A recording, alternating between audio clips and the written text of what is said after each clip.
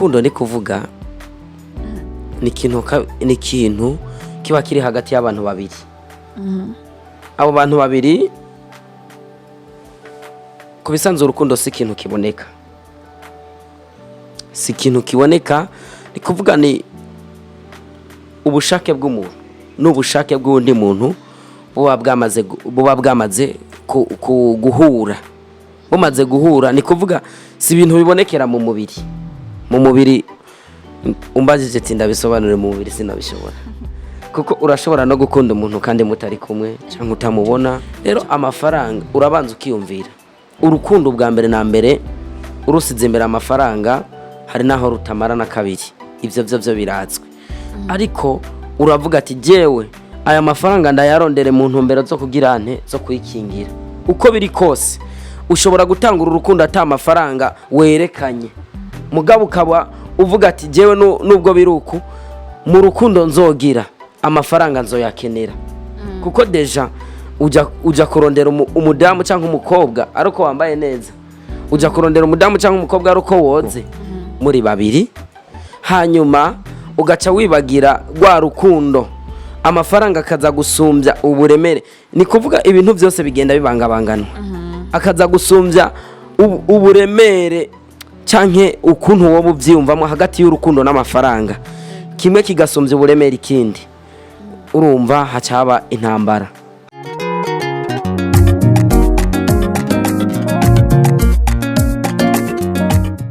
Bonjour change bon après-midi bakunzi ba AkezaMedia dizako muri bugoyeza mukomeye natwe turi fresh sana uko mubibona twashimira Imana. Hamareka ndabaye ikaze kandi kuri AkezaMedia mu kiganiro kidasanzwe aho twadufise amasuje atandukanye n'abatumine batandukanye kandi bakatubwira ibintu bizima kandi gusaba dukurikirane nturambigwe ni jewe Kesa Fleur Yodre kuri micro za AkezaMedia. Kasabe wa muntu ajye ryambere adafite kuri AkezaMedia tagera subscribe cyangwa s'abonner bidukorere uzobukoze cyangwa naho nibusanzwe umuntu waje tugire like tugire comment tugire share kugira ngo twereke ko uri kumwe natwe uri umuntu wacu. Hamasije yuno munsi twifuza kuyaga ko iravuga uko amafaranga afise ubuhe bushobozi ku muntu w'umugabo cyangwa ku muntu w'umusore. Dekumwe n'umutumire ngaha ndamwizeye ndizera ko aza kutubwira ibintu bizima aza kutuganirira vraiment n'umuntu muzima n'umuntu yuzuye n'umuntu afite icyo ashobora kubwira abandi. Reka tumwakire kuri micro za AkezaMedia. Ndaramukije mahoro gose murameze neza turashima. Wow nizyo gushima Imana. Ndamukiza abakunzi ba AkezaMedia. Ndabaramukije abakunzi ba AkezaMedia aho muherereye abatwumva n'abariko baradukurikirana kavuga ati amahoro abane nabo. Murakoze cyane. Ngoshobora kandi kwidondora kugira ngo bamenye uwo turi kumwe ari we.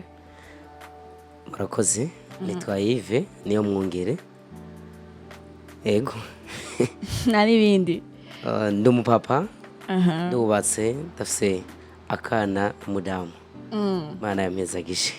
Kwari kuvuza akana. N'umwana.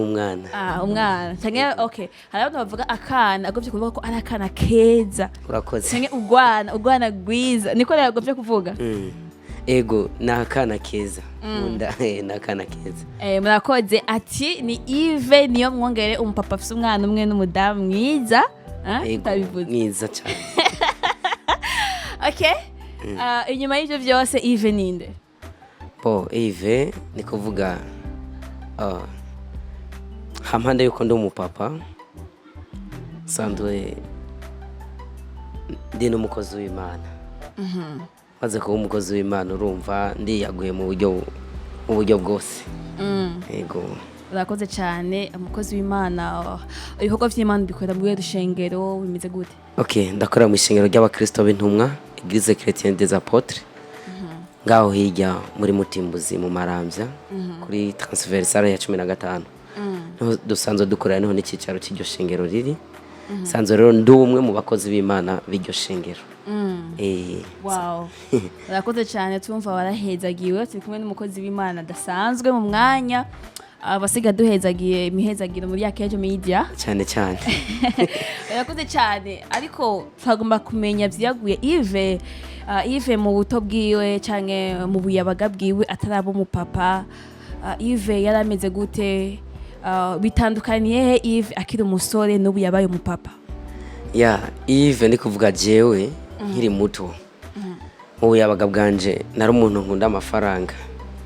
Nari umuntu nkunda kurondera ariko urumva nk'iyo mbonye nk'abandi baberewe cyangwa abandi bariko bariryohera nariyumvira igituma ivyo bintu biba nkabura.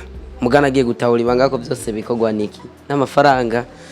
Rero ndavuga ati reka ndondera amafaranga ariko narashobora kuronka duke nkabona yuko hari ico tumfashije. Utwo naronka twose nabona yuko tugize akamaro kuri jewe kuko amafaranga ni navuga ati yaramfashije kuronka bimwe bituma ntuza mu mutima. Ego bimwe ariko apana byose.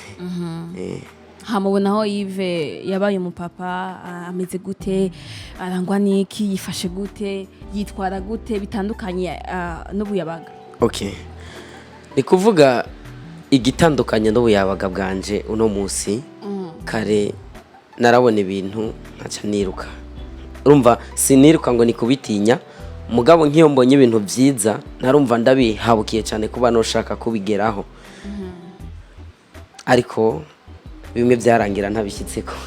Ubu ariko nk'ubundi umupapa ndashobora kwicara ahantu ngahanuza ari umudame wanje nkiyumvira ati kijya kintu twogishika ko gute. Rero kiriyagiyeho urumva ntawe nabafise mpanuza nahita mfata ingingo haraho nagenda iyo ngiye nk'ivyo ngiyemwo bikarangira atavyo ndose. Urumva hariho difference cyane ubu ndatuje. Ndatuje mu majambo make. Nje gushimira Imana ati buriya urugo canke ubugabo burahindura. Buratuma umuntu ahindura ivyiyumviro agahindura ingeso zimwe na comportement akabundi umuntu. Ego ni nyifato. Urakoze cyane. Reka ndagwikaze kandi muri sije yacu ivuga ati amafaranga afise ubuye bushobozi ku muntu yitwa umugabo canke umusore. Ndizera ko udufitiye byinshi uza kutuganirira. Ugambire na mbere agomba tubwire amafaranga niki, amafaranga afise ubuye bushobozi? Urakoze. Amafaranga ukuntu nogerageza kubisigura. Amafaranga ni ikintu gishobora gusahiriza umuntu mu bwenge cyangwa impano cyangwa icyo kintu cyose yumvira kuba yoshikako. Rero urumva hariho ubwenge karemano Imana iha umuntu mugabo ubwo bwenge bugakenera ubushobozi. Mu gihe ufise ubwenge atabushobozi ufise ubwenge ntawo bugushikana, kandi no mu gihe ufise ubushobozi atabwenge ufise ntawo bugushikana. Rero difference iri hagati y'ubwenge n'ubushobozi ni kuvuga amafaranga ari muri za mpamvu zimwe zituma ubushobozi buboneka kugira ngo bwa bwenge bushobore gukora. Sinzi ko ntahura neza. Aho kanosha ugasubiramo. Okay. Ni kuvuga Imana irafise ukuntu itanga ibintu. Hariho ubwenge n'ubushobozi. Ubwo bwenge urashobora kubugira muga kubera atabushobozi ufise ntushike ku ntego runaka canke ntushike ku ntambwe runaka wifuza gushikaho. Mugabe iyo ufise bwa bwenge ukagira n'ubushobozi bituma ushika kuri cya kintu. Rero amafaranga ukuntu no yasigura ni ikintu kimwe gishobora gufasha ubwenge gushika ku ntambwe wifuza gushika. Kurumva ari muri wa mugwi w'ubushobozi bw'umuntu. Rero ni kuvuga jewe iyo mfise amafaranga nk'ubu ngeze mu rugo nk'akaroro ndashobora kubwira madame ati genda ugura akanyama. Mugabo nkaba nagize ibitekerezo by'uko nkeneye kujya akanyama none ata amafaranga afise umva no karonka. Rero amafaranga n'ubushobozi bumwe buza gusahiriza mu bushobozi n'ubwenge mbasanzwe afise. Ego. Ati amafaranga niyo atuma ugira ubwo bushobozi n'ubwenge bwo gukora ibyo wifuza. Ego. Ubwenge ubusanzwe bufise. Ego. Baga amafaranga arafise icyo yongereye. Arafise icyo asahiriza kugira ngo bwa bwenge bwawe bushike ku ntego wifuje gushikaho canke ku ciyumviro wifuje gushikaho. Sinzi ko nakwishuye neza. Murakoze cyane. Umugabo niki? Okay. Hariho umugani bakunda kuvuga ngo umugabo ngo abonekera ku bwanwa. Mugo ubundi kuba umugabo ni guhindura ivyiyumviro.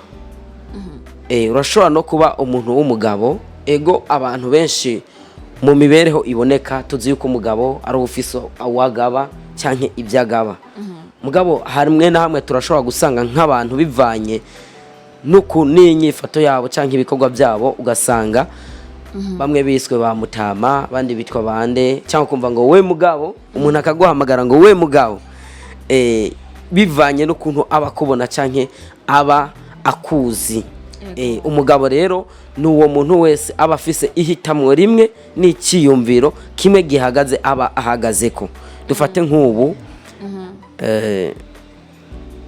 maze kuba ndi umugabo mbafise ibintu ushobora gufatira ingingo jewe ubwiwanje atawundi muntu ashobora kunyinjiriramo mbafise ikintu gituma nitwa umugabo swat urugo noneho nigo mu mibereho abantu baca banyaruka kuvyumva urugo canke ico kindi kintu runaka gishobora kunshingira intahe mu bantu kandi gishobora kumvugira bikaboneka yuko ari ikintu kidafitiye inyungu jewe ndi umwe nico nacone kirashobora gusobanura ikintu bita umugabo ego ya murakoze cyane mutubwiye amajambo meza mutubwiye amajambo mazima ndiza ko bitahuritse nawe ko hadukurikirana ndiza ko bariko baragerageza gutahura ico muri ko muravuga ko turabaraba turabona muri abantu bazima ntabwo mukiri bihabaga ego okay none amafaranga muri rusange afise ubuhe bushobozi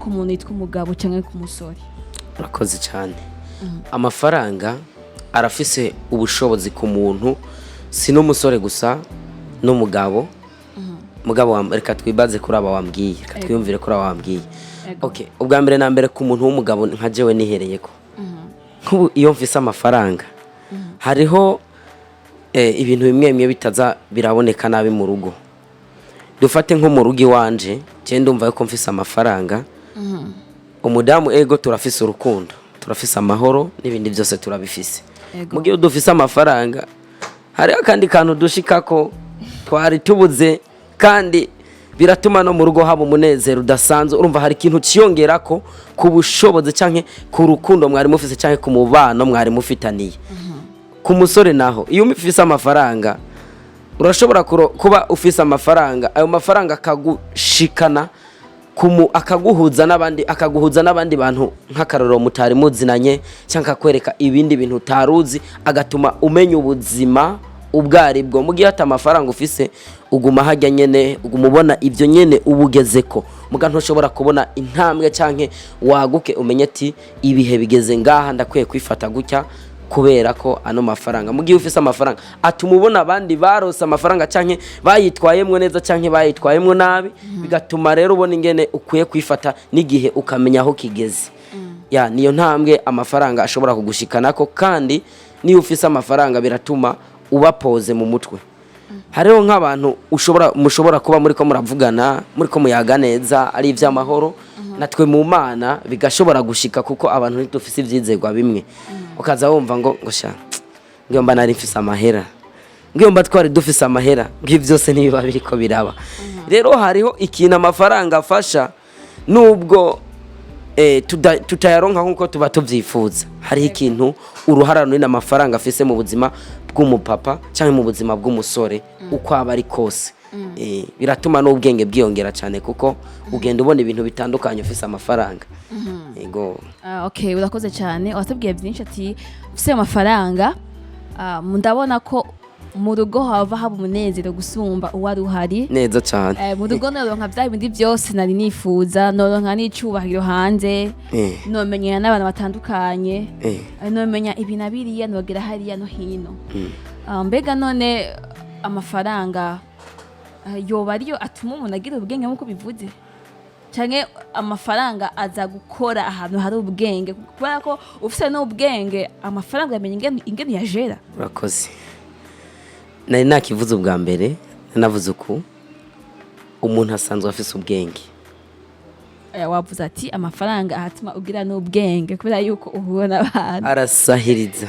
arongereza yego arasahiriza arasahiriza kuko urashobora kuba ufise ubwenge ubwo bwenge ukiyumvira ukuntu wotera intambwe ntibikunde ariko ugasanga iyo ufise amafaranga uciye uronka n'abandi bantu baza kukwegera kuko abenshi barafise ubwenge mugabo barabura ingene bashobora kwegera imbere kubera ata amafaranga. Rero ubwenge bwinshi, ubwenge burahari, ibintu urashobora kuba wiyumvira ukuntu wobishika ko mugabo ata amafaranga ufise, ubwo bwenge kweri ukabugumana aho nyene. Amafaranga rero ari mu kintu, ari mu bintu bituma ubwenge bw'umuntu n'ubushobozi bw'umuntu butera intambwe. Ego muri make. Murakoze cyane. Hama ni gute amafaranga azana umunezero mu rugo? Murakoze cyane. Ku mibano y'uno munsi hariho ingo nyinshi usanga zihajije ibintu mu ngo. Par exemple je nkajewe nkaho nakuriye, je narakuze ntajyama ku matera. Mugabo ngiye gukura nza kumva mama wanje avuga ngo gasha ngo ubukene ni bubi, ngo raba abandi bajyama ku kamatera. Ndatohoza impamvu avuze ngo ubukene ni bubi, ariko mbona muhira tujya ibintu byose bihari. Muganda tahura yuko habuze amafaranga. Ndabona neza iyo haboneka amafaranga ijya matera yari kugugwa, mama ntabyure iyindi sura kuko naca mbona mama ahindutse mu maso. Cyangwe mu rugo tukifuza nko gufungura ibintu biryoshye. Je nakuze iwacu umuceri ari ikintu tujya ku Pasika cyangwa ku Noel cyangwa ku munsi mukuru mu mwaka rimwe cyangwa kabiri. Umuceri. Ego, umuceri wacu kweri yari boro, yari cyari ikintu kiryoshye cyane, twaragikunda cyane nk'abana twakuranye. Iri fete. Reka. Ntibyari byoroshe.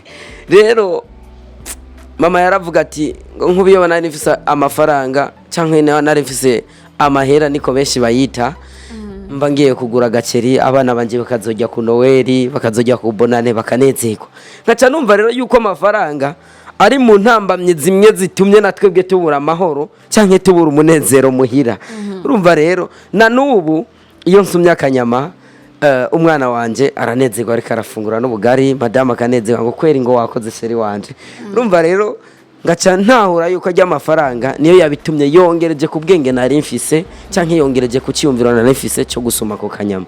Rero urumva ko amafaranga ari mu bintu bituma haboneka umunezero mu rugo.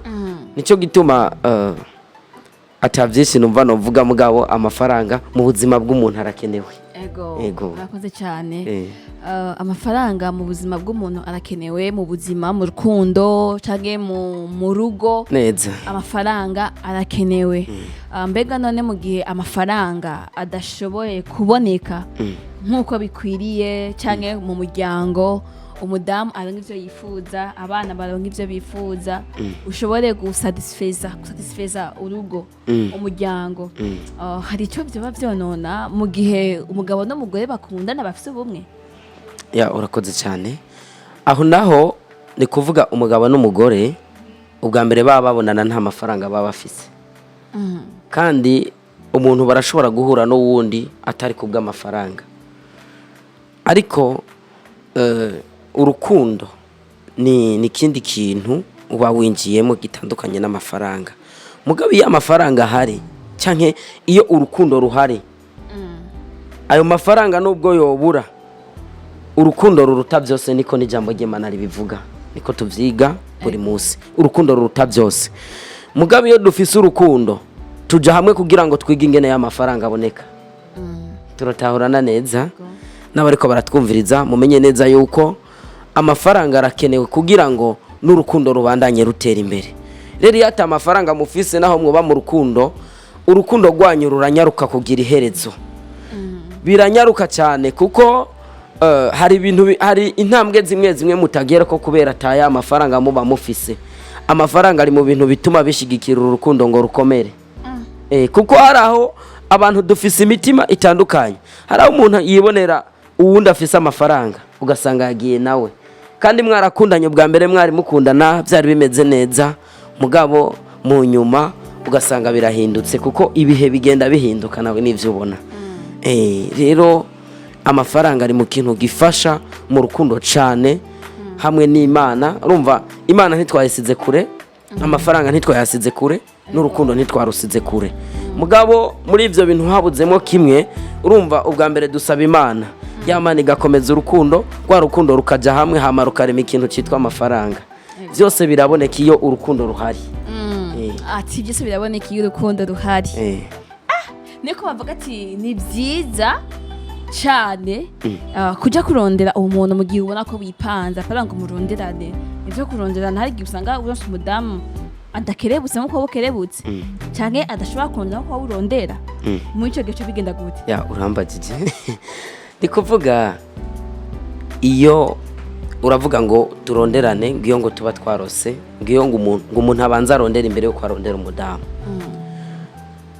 mu majambo make je nka jewe nitanze ko akarorero ko sinja gutanga akarorero ku bandi umuntu aragira intango umuntu aragira intango ukiyumvira ati ukagira création ukiyumvira ati eske ibi bintu ninabikora ninda zohava ansutena canke ninda zohava mfasha mu gihe nzobashikiwe n'ikibazo ivyo byose uravyumvira canke ko mu kintu haba inyungu hakabamwe n'uruhombo mu gihe nohomba byoba bimeze gute canke mu gihe nokunguka byoba bimeze gute rero amafaranga urabanza ukiyumvira urukundo bwa mbere na mbere urusize imbere amafaranga hari naho rutamara na kabiri ivyo byo biratswe ariko uravuga ati jewe aya mafaranga ndayarondere mu ntumbero zo kugira nte zo kuyikingira uko biri kose ushobora gutanga urukundo ata amafaranga werekanye mugabo ukaba uvuga ati jewe nubwo biruku mu rukundo nzogira amafaranga nzoyakenera kuko deja uja kurondera umudamu cyangwa umukobwa ariko wambaye neza uja kurondera umudamu cyangwa umukobwa ariko woze ejo umudamu cyangwa umukobwa azokenera ikintu kandi azi yuko nubwaje hariho bimwe azokenera ari uko muri kumwe n'ibindi bisaba yuko wewe uri umupapa uzokwidefanda kuko haragera igihe umudamu ataba afise ubwo bushobozi nk'uko wabivuze bwo kuja kurondera canke mutamunganya ubwenge bwo kuja kurondera ayo mafaranga rero muri ico gihe wewe urabanza ugakireba ukiyumvira ati eske mu gihe atazobashoboye ko je nararaba nka madame wanje nk'akarorero igihe Imana duhezagira yibungenze ntiyashobora kuja kurondera byose nije nimenya urumva ndabanza nkiyumvira ati mbega muri ico gihe hoho nzoba bimeze gute ntazoncisha mwijisho ntibizogenda gute abi wabo ntibazoncisha mwijisho canke inshuti n'abagenzi rero muri ico gihe urabanza ukiyumvira ukavuga ati jewe ndafise intango yo kuja muri kino kintu kuko nta kintu kimwe kibaho kidafise intango winjiye mu rukundo bisaba kubanza kwiyumvira bisaba kubanza kwiyumvira ukiyumvira mbega tuzojya gute umudamu azokwambara gute jewe nzokwambara gute mbe nivyahindukaho nkaja mu bitaro nzofashwa niki jewe ubwanje canke wewe azofashwa niki urumva haba hariho uruhara wewe ubwiwawe hariho ahantu ushika kavuga ati tuno tuntu naduhariye gukora kino kintu turi kumwe n'umudamu wanje n'ahandi uvuga ati mbo ibisigaye ndabona ko ntashoboje kwiterana ino ntambwe tutari kumwe tuzofashanya tubigereho mugabo haba hari icuba wamanje kugirane kugeraho ko deja nti wogumva nk'umudamu ngo turondere inzo dupange ngo tubane urumva ibintu ego nibyo burakoze cyane rero amafaranga arakenewe uko biri kose ego amafaranga arakenewe ariko kandi hariyo bavuga ati amafaranga ni meza kandi araryoshe mu rugo iyo hari nyene umunezero uraba urukundo rukiyongera mugabo rero ngo amafaranga iyo ahari umugabo arahinduka urakoze umugabo arahinduka agasigara nyene yaba yundi muntu ku buryo asigara atakibona ko umugore bagikwiranye siko kandi iyo amafaranga adahari n'umugore kandi biramusitaza kubera yuko ababura ivyo yifuza hakenewe iki buriya kumenga biracanganye mu gihe amafaranga ahari umugore arababara kubera yuko ababuze byinshi canke urugo rwose rugahungabana kandi niyo ahari rukogra kandi rugahungabana kubera yuko umugabo aba yamaze kuronka izindi ngeso aronse abandi bagenzi mbega ivyo vyokemukwa gute ngivyo kosorwa gute umugabo urumva rero iyo umugabo arasa amahera ingeso zica zihinduka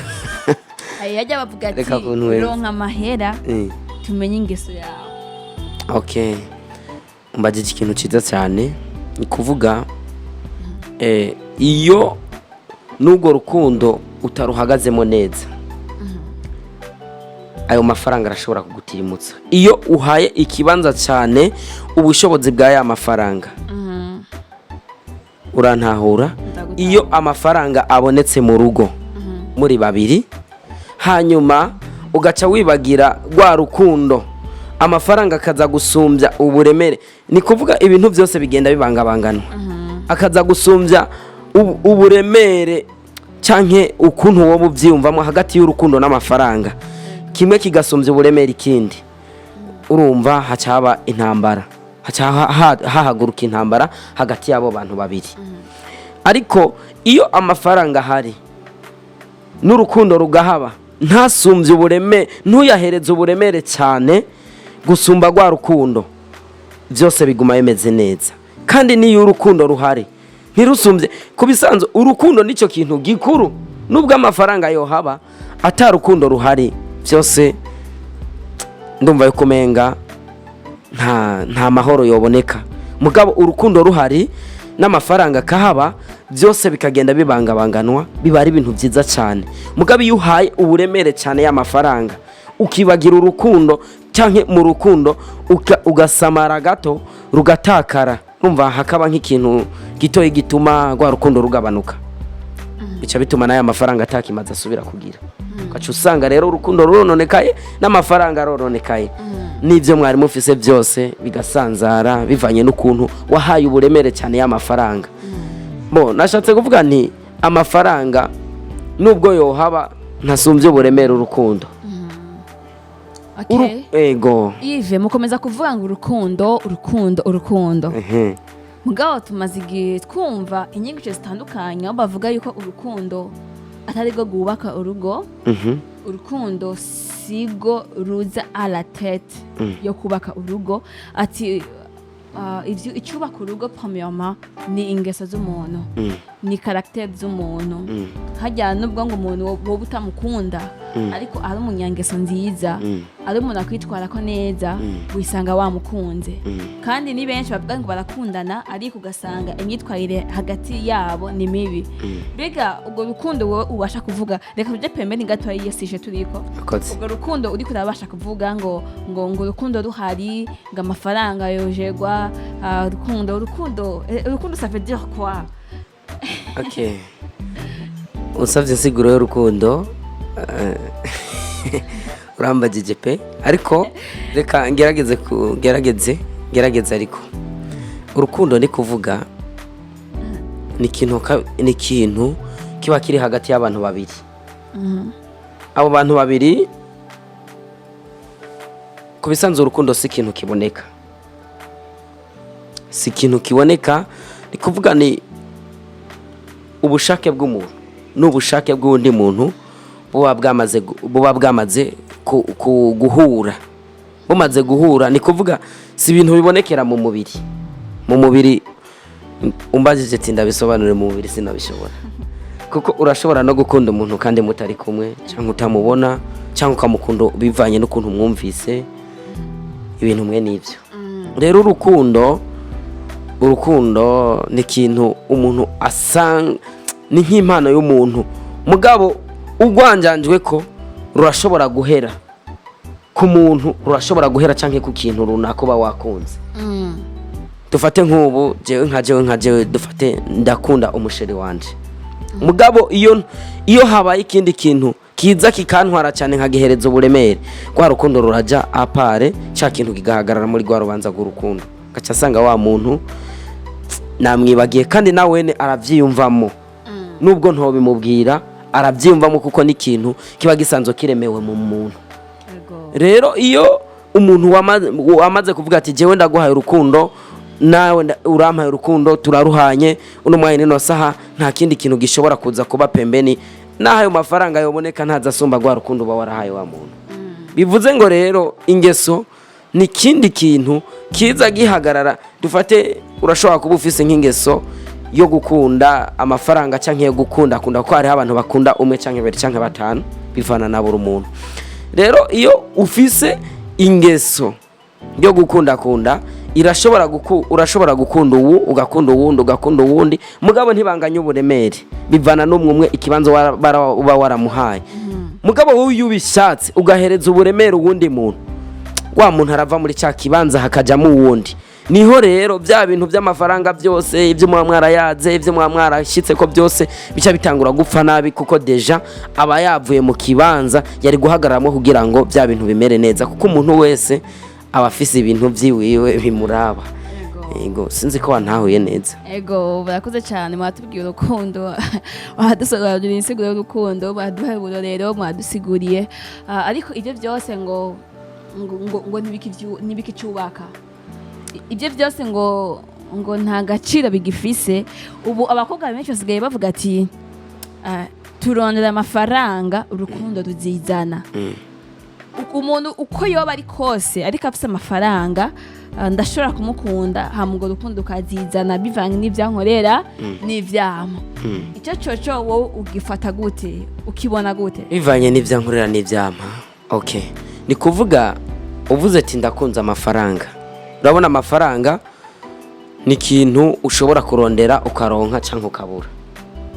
Urukundo ni ikintu usanzwe muri wewe wararemanwe warakuranye. Utazi nawe ingene cyakujemo. Utazi nawe ingene cyakujemwo wavyiyumvise muko nyene ndamukunze ntuzigiti mu mukunze wavyumvise muko nyene n'ikintu kiri mu mubiri wawe. Eske none amafaranga nayo ko arayo ushobora kurondera karo akaboneka canke akabura mu gihe wowe ukunze uwo muntu ukamukunda hama ya mafaranga gahera atarukundo wamuhaye canke atarukundo warumufiseko canke we watago yaguhaye wumva ya mafaranga heze wumva utoca wigira. Nico gituma mvuga nti urukundo nico kintu ca mbere naho wo kuyumvamwe umuntu kubera ivyo afise menya neza ko ejo bishobora guhinduka.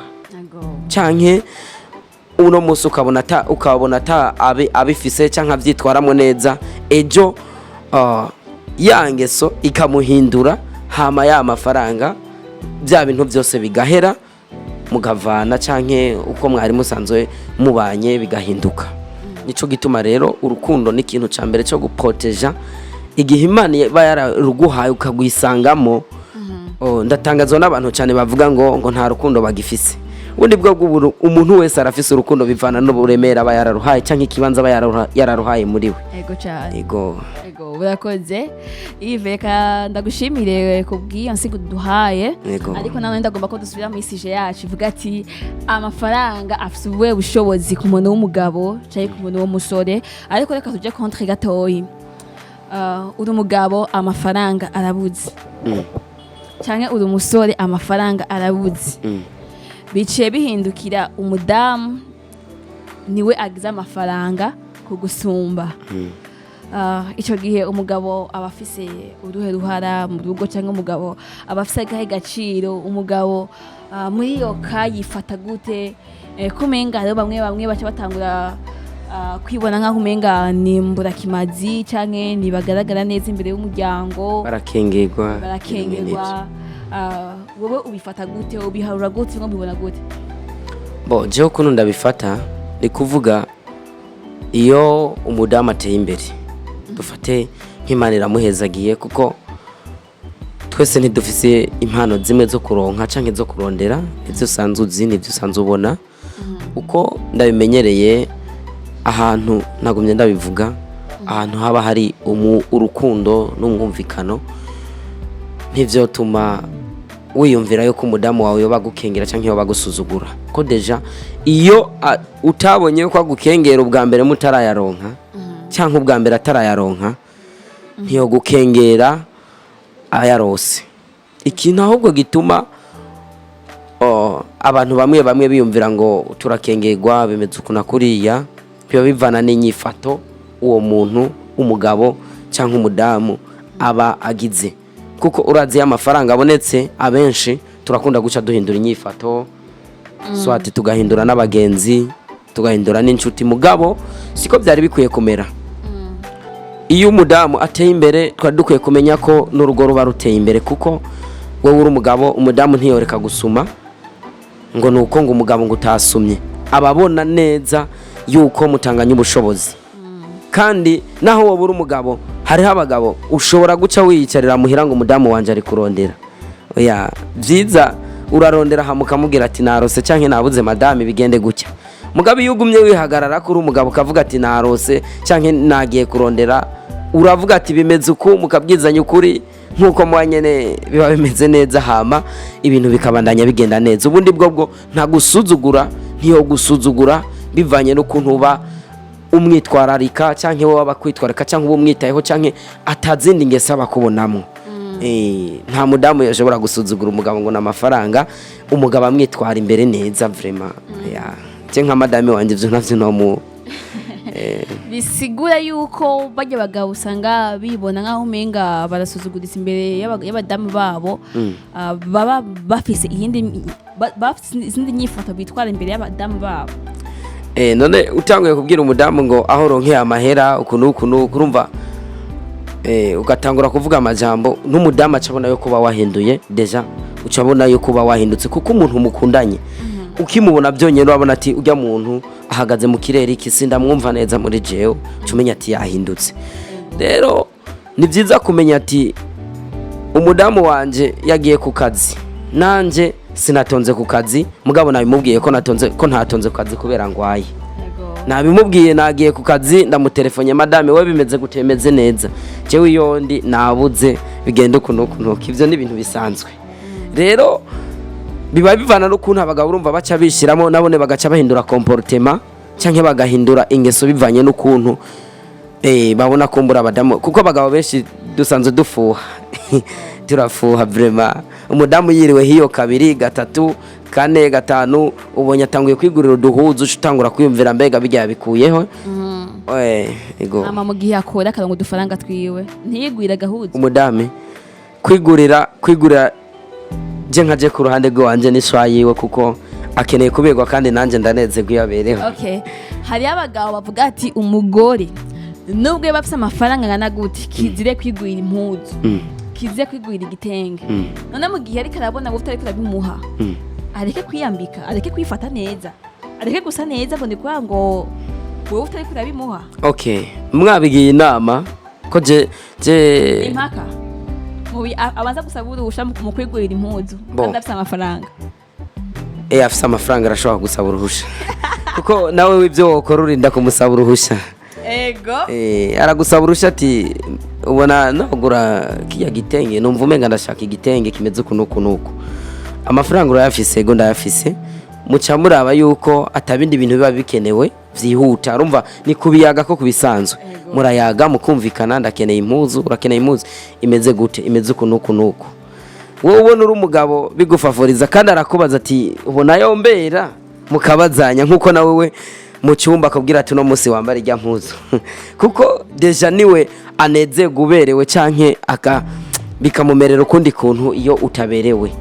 Kuko mu Kirundi baca umugani ngo uwawatamvye nabi ni umaramara.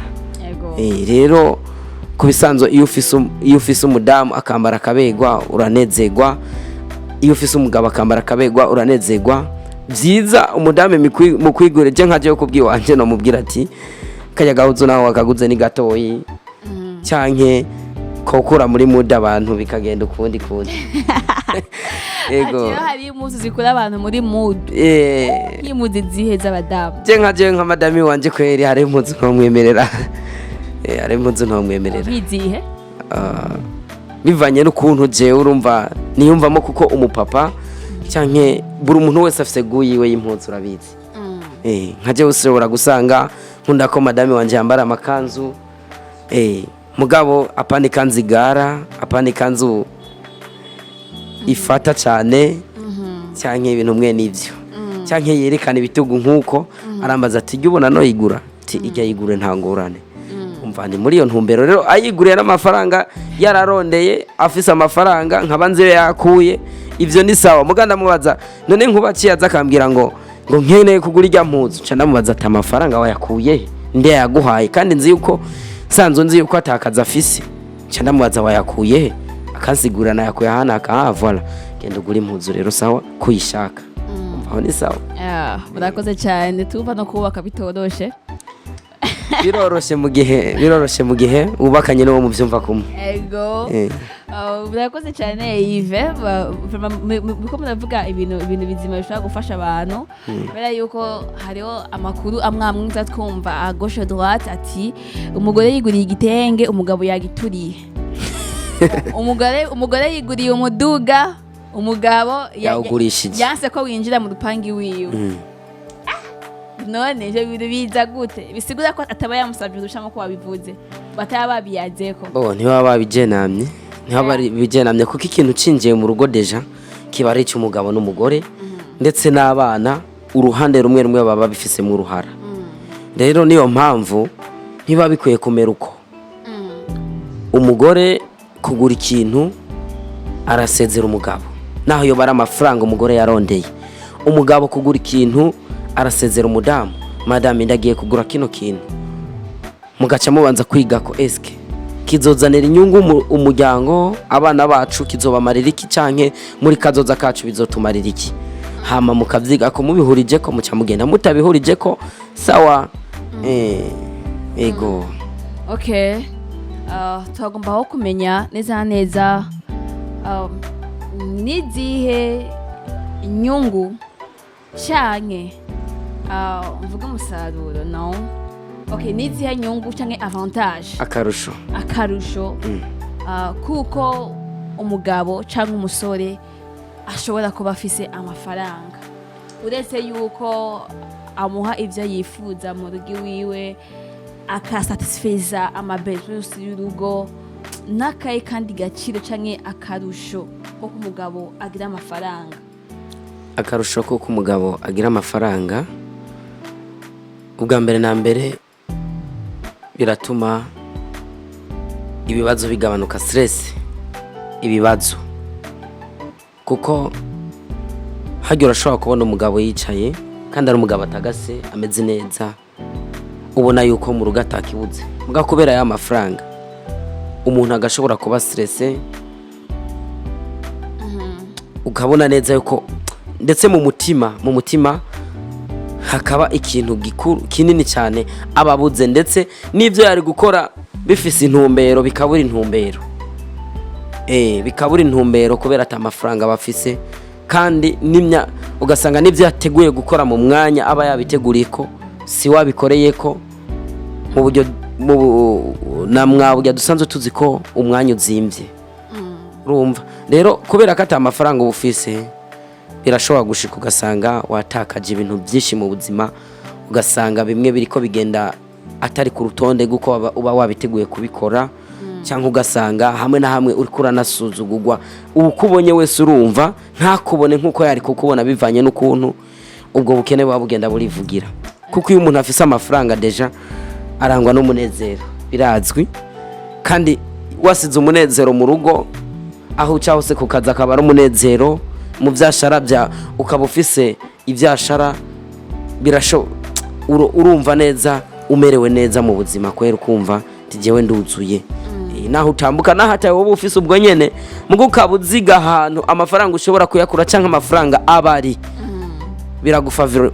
biragufavoriza cyane mu buzima aho buri kuraca hose ukumva utuje kandi ukumva vraiment ati ndamerewe neza ati amafaranga yatagatisha ego vraiment amafaranga yatuma abantu bose bakubona kuri mutama ego nawe bakashobora kubona ngene wabaye ibogare ko y'amafaranga naho no bibogare urambona neza ukavuga ati urya muntu kweri ego Ibereka ndabashimire kubwa kano kanya kubwa bino biyago vraiment mwatubwiye ibintu byiza mwatubwiye amajambo mazima mwatubwiye byinshi ndizera ko nabari ko badukana baryohewe reka rero tuvuga ati merci beaucoup mwakoze kutuganiriza mwakoze kuduha akanya mwakoze guheba gahunda zanyu muravuga ati reka tuze muri Akeja Media tubatera iteka murakoze cyane nanje muranteye iteka ryo kuba hano ndaryohewe kandi mwakoze kutwakira kambwira ati abantu bose bariko baradukurikirana kuri Akeja Media amafaranga ni ikintu ciza cyane umuntu wese mu bushobozi abafise canke mu bwenge Imana iba yaramuhaye ashobora kuyarondera uko bishoboka kose mugabo atanyuranye ubugombe n'Imana atanyuranye mu bugombe n'Imana aho amafaranga ashobora kugukorera icyo wiyumvira cyose ego amakuru ya misore yacu iguma igara ijya mu majim amastire mugabo ugasanga kurondera amafaranga uwo mwete ntawo ubabwige ikintu no babwira gikuru hariho umuntu bijya byose bijyamo kubera ko aba afise ukuntu aba yararondeye. Intango y'ubuzima nigoye bijya wo bijyamo wamaze kurondera ukabona ati intango yanje niyi, iyo ntango yanje rikitegura iherezo kuko intango niyitegura iherezo. Rero ijya misore vyiza abo banza bakarondera ubuzima bigatuma vyanka mugabo warondeye gusa nta urondera wageza aho yo kwicara kandi nta urondera ngo aronke uko ashobora kuronka. Mugabo twuba warose twose turagufasha mu buzima burimo gusumba uko wofata umwanya wo kurondera ukaja kuwuta mu bindi bintu bitaba bikenewe muri uwo mwanya. Rero mu mwanya wari wo wose menya ko umwanya wo usuzanana ko hari igihe kigera za nguvu zo kurondera amafaranga canke bwa bushobozi bwo kuyarondera zikabura, ugaca usanga rero waratakaje umwanya.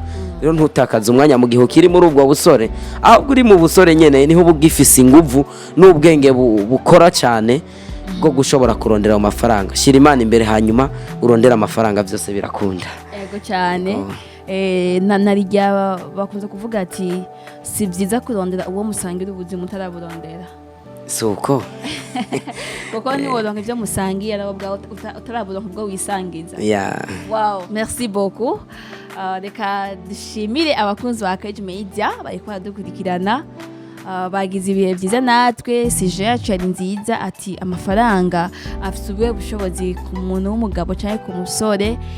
Twabonye yuko amafaranga afise akamaro kadasanzwe, atuma umuntu agira icyubahiro, atuma umuntu aba mu rukundo, atuma umuntu aba mu munezero. Byose biraboneka ku mafaranga n'ukuri. N'ubwo urukundo atari amafaranga ariko urukundo ni nk'umunyu mu ndya. Suko Amafaranga yongereza uburyohe. Cyo bibona.